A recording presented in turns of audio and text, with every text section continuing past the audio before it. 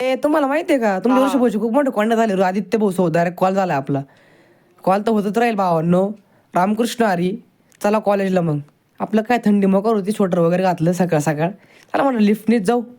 पाय खूप दुखत आहे. पण आज कॉलेजला आलो काय काय का विषय. बँचे बिंचे 2 चौघ जणांना बसवलंय. वायरी बिरी सगळ्या लावून दिल्या. म्हणलं बसायचा करंट बिरंट भाऊ आपल्याला. त्या वायर नीट पाहून घेतल्या आणि आम्हाला प्रोजेक्ट करायचा ना आज. चला म्हटलं वा सुरू. किटा बिटा चालू धूर चालू होता चांगला.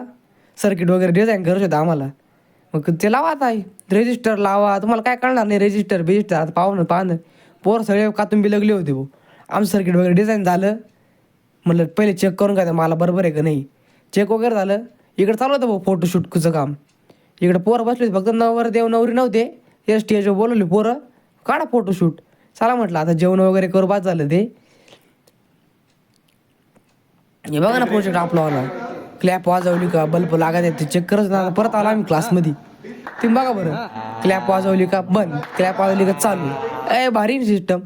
पण ते आपल्या आधी पोहोचलं रॉक राहिला ना आपल्याला. बघा बरं ते काय म्हणते. सांग ना. काय नाही तुम्हाला ऐकू येणार नाही. स्क्रीन रेकॉर्डिंग चालू होती माझी. तिकूनचा आवाज येत नाही. फक्त मी बोलतोय तेच येतोय वाटतं. पुण्यामध्ये कॉलेजला DY पाटील आधी बघा सपोर्ट करत राहा. जय श्रीराम.